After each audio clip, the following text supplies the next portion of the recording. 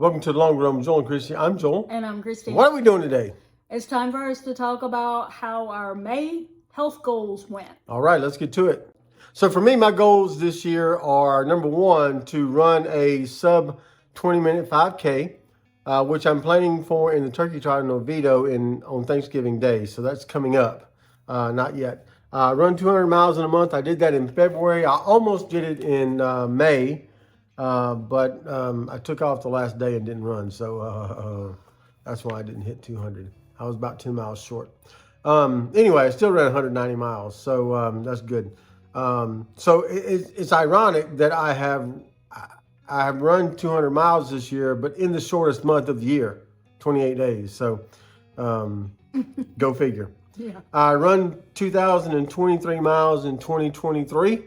I'm on pace for that, so I'm excited about that. It'll be the most I've ever run in a calendar year. So, and then 500,000 steps in a month. I did that in January and again in May. Actually, in May I had 583,000 steps. So when we did the steps challenge with Derek's Journey, the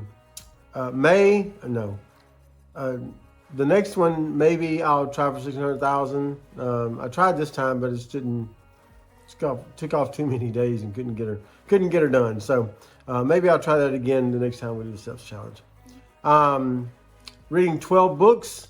For May, I read Justice Redeemed, and I finished that one in early June, first couple of days of June, but I did finish it. And then June, I'm reading a book by Dr. Henry Cloud. It's called Trust,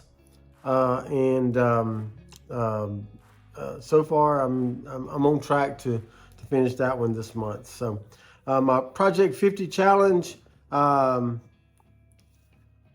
one, get up at 6 a.m. I do that almost every day, pretty much every day. I did miss a couple of days this time.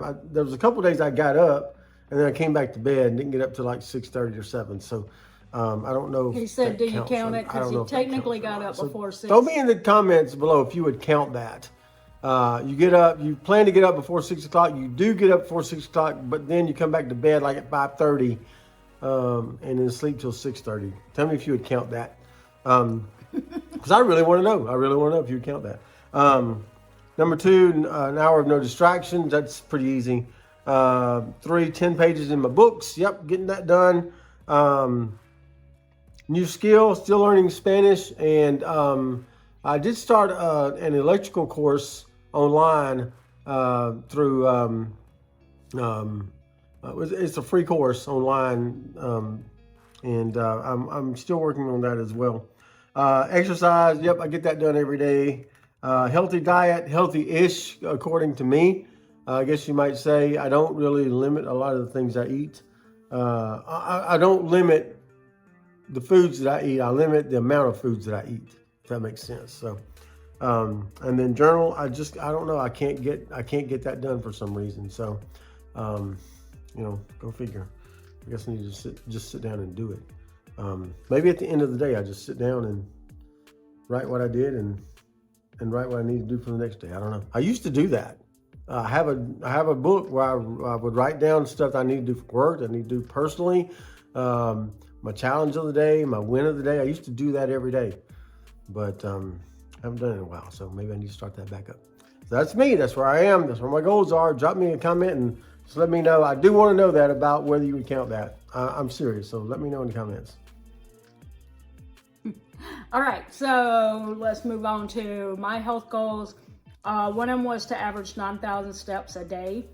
I did that. I got 289,526 steps, and that averages out to 9,339 steps every day. So I did do that, and for June, I'm hoping to get 9,500 per day, and I'm just going to tell you that this is like June 6th, and so far I'm not started off well, so I have some catching up to do to actually hit that. Strength train, I have not been doing that, and Joel and I talked about we're gonna start trying to figure out a time to actually do that together, so that we can encourage each other to do it, because you haven't been doing that. No, yeah. So we'll let you know, but that is on our list of things to try to figure out somewhere in our schedule where we can do that together. Start the morning off with a healthy breakfast 4 days a week, and I have been doing that, and I've also been intermittent fasting on the other 3 days per week, and I did that pretty well in May, except for, if you've been following us, you know that I had some dental work done, and they decided that I had 3 teeth that were gonna have to go. And so when they did that, they put me on some antibiotics to make sure that it didn't turn into an infection, and you had to take that in the morning with food and at night with food. So I couldn't intermittent fast for a week because I had to take that medicine with food. So the days that were within my control, where I wasn't taking antibiotics, I did intermittent fast 3 days per week. I just lost a week in there. Dinner meals, which what I normally try to do is low carb, or not low carb, but I always say that and I make y'all think I'm trying to do a low carb diet, and I'm not. What I mean is vegetables that are lower carb than like breads and pastas, like exchanging something for a salad with a salad, or using cauliflower rice instead of white rice, stuff like that. Have I been doing that? Not much, because of the surgery. I was told, you know, you're gonna have to eat soft foods, and you're gonna have to eat things that aren't cold, and at times it was don't eat things that are cold, at other times it was don't eat things that were hot. It's according to what they had done, because I had several different dental appointments after the extraction. So at one time it was don't eat one way, and the next time it was don't eat, and it was the exact opposite. So really what I've been doing is just being in survival mode. I ate like, oh, I'll just eat soup when it was you can't eat cold foods, and when it was do eat cold foods, I was eating the opposite of that. So it's been a wild month. Hopefully June will be looking up, but I do have more dental procedures coming in June, so we'll see what happens next. Books, I read Justice Burning. It's a Scott Pratt book. It's the second one. I think you read the first one. Yeah, I read that second one, and there's one more in that series. We'll probably be hitting that in July. The June books, I've been doing Spanish tutorial books. I'll put a picture of it right here. I got off the Kindle. But anyway, the idea is for it to help explain some things that maybe are different in Spanish language than in English language. And, you know, we've been doing, like, as one of our new skills for the Project 50 Challenge was to do Duolingo to learn Spanish, but this tutorial explains some things that, like, the app doesn't really explain. So I'm on the third one. I've only got a few pages left. Actually, I'll probably finish that book today, and then I don't know what I'm reading after that. But that's what I've been doing for June, is the tutorial books. All right, Project 50 Challenge. Really quickly, the waking up at 6 a.m. I've been struggling all month with that. We'll see what happens in June, but I will say that the last 2 days, Joel and I were talking about it, and we said one of the things that I struggle with, and if you are a Southerner, you might know this, we sleep with fans on. And so I get all like comfy in there with my little comforter, and I got that fan blowing on me, and it's just so comfortable. So what he said that he's going to start doing is he's going to turn the fan off about 5:30, and so by the time that 6 o'clock rolls around, the chances of me wanting to stay in a bed without that fan on is pretty low.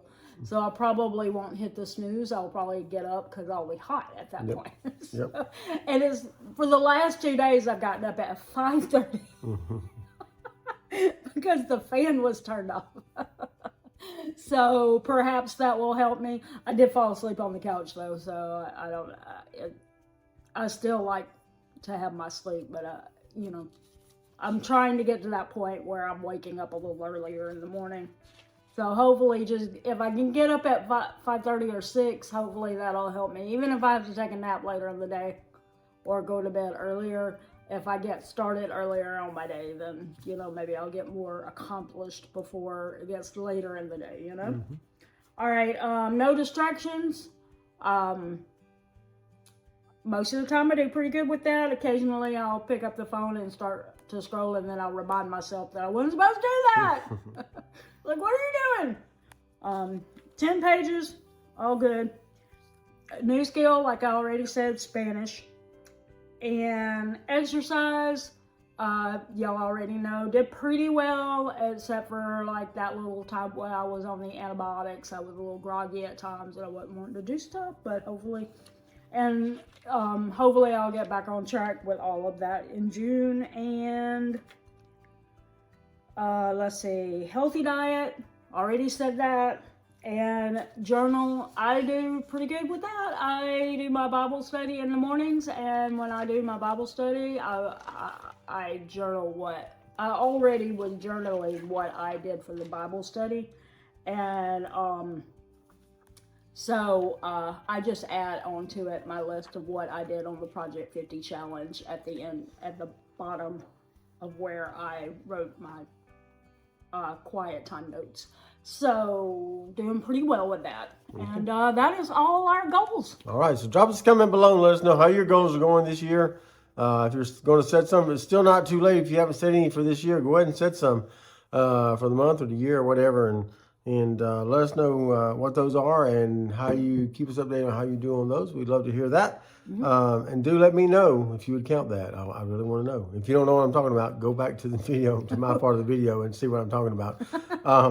But I do want to know if you would count that, getting up at before 6 o'clock and then coming back to bed and not getting up till 6:30. So anyway, question. Yeah. How long are you staying up before you come back to bed? I don't know, at least an hour. Okay. It's not immediate. It's not. It's not you walk down here and walk back up. Okay, well, I just thought they might have that question. They might be like, wait, how long does he actually stay up before he goes back About there? 45 minutes to an hour at least. So. Okay. All right. So anyway, yeah, drop us those comments below. Let us hear that. And then if you want to see some more of our escapades, we'll put a video up here you can click right after we say the thing we always say. That's going to do it today for the Long Run with Joel and Christy. I'm Joel. And I'm Christy. Don't forget it's the long run. Give yourself a little grace. Bye. All right, so for me, my goals this year, number one is to